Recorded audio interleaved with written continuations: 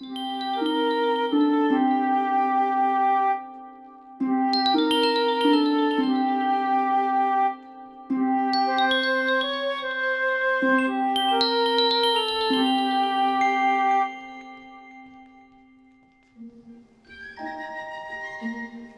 first experience on stage, I knew that I had to do it. I was 9 and we had our first school just a little show, and I danced, and it was the most incredible feeling ever. When you know in your soul this is what I have to do. I knew from then on I have to be on stage. So you can't even explain, you just knew. I just knew. I just loved it more than anything. I enjoyed it more than anything I could possibly imagine. So that's why I've always stuck through it, through the hard things. It's because I know that when I'm on stage, I experience that thrill, that rush, which makes everything worth it, really. Yeah. And then feeling like you're on top of this whole crowd is so amazing, and the feeling is so lovely. And I think that has really shaped me as a person in the world, because I'm able to though even the way that I move my body and the way that my body has now been made because I did dance for 14 years, I think it's really helped me become who I am. And I owe a lot to the sport, but also it took a lot away from me. Coming to ballet, I was that little girl who was just so in awe, and I got broken in my first year of vocational training. My teacher was very unkind to me. She picked on me. That created a lot of scars, mentally and emotionally, that really upset me. And that's why I was I was crying on my phone to my mum. I was when I was 11. Imagine moving away and you're doing this training and you're just crying every day because your teacher's not just you're trying to do something difficult, but your teacher's also picking on you. So obviously you feel like there's something wrong with you, and that's very difficult. And I was that little girl who just loved to dance, and I got broken like that. I think that really made me so anxious about performing, because I always thought people were criticizing me and were their eyes were all on me, and it was a horrible feeling. And then I think that carried on throughout my life until I stopped. And now I really struggle standing in front, up in front of people and performing or doing a talk. I would shake and it would be really horrible.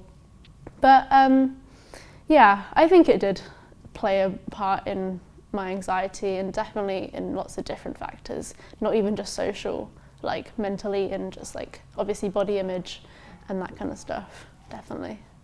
I've never decided, I've never been I want to stop, ever.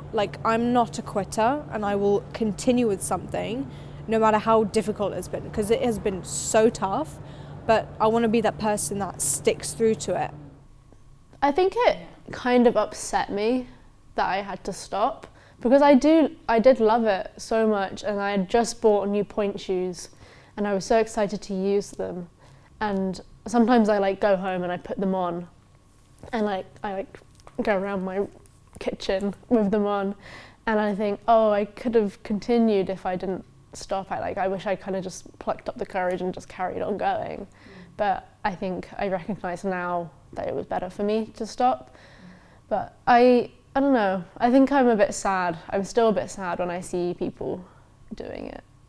But I don't know, it's just the way life is, and I have to kind of take care of myself before anything else. It's such a big part of me, being a dancer is who I am. No, I'm never going to stop. Whatever issues, however hard it is, that can be fixed, because if I'm going through a difficult time physically, mentally, that can be fixed, so that I can have that same experience that I had when I was 9 on that stage, absolutely loving it. I will not stop. I was in a hard situation at home, I was in a hard situation in my own identity and that kind of stuff.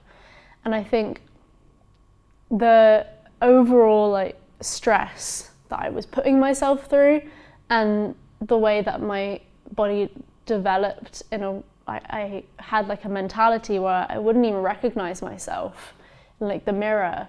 I look back on pictures and I was completely different to what I imagined myself in that moment.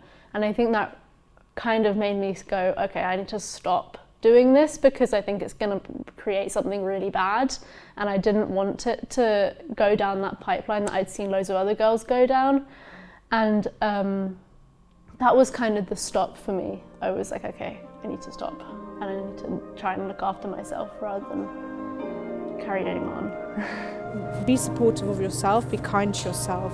I think it's very, this hustle culture, like, if I do, if only I'm better, if only I do more and get more, I'm going to be more successful, I'm going to get more things I'm going to do. But, work really hard and do everything you can, but just know that, there's a lot more out of your control than you think. And don't let that put you down, but just let it, calm you in that, I've done everything I can, and, if they want me, they want me. If not, I'll go somewhere else. I'll do something else where they do want me. Yeah.